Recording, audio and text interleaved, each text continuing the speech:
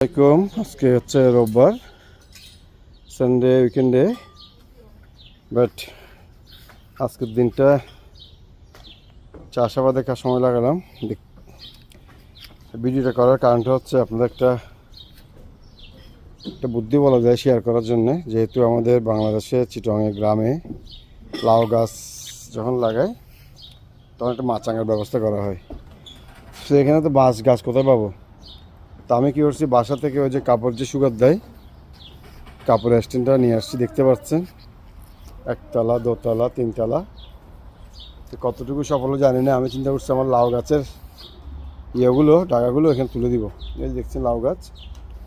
তো আমি মোটামুটি 4 তলার একটা রেডি করছি, মাচাং বলা যায়।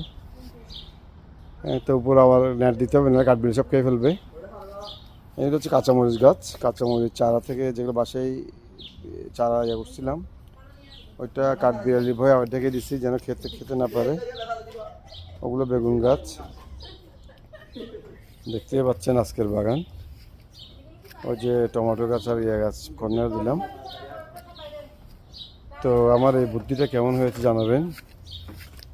কাপড়ের মাচাঙের বদলে এটি ইউজ করা। ধন্যবাদ সবাইকে।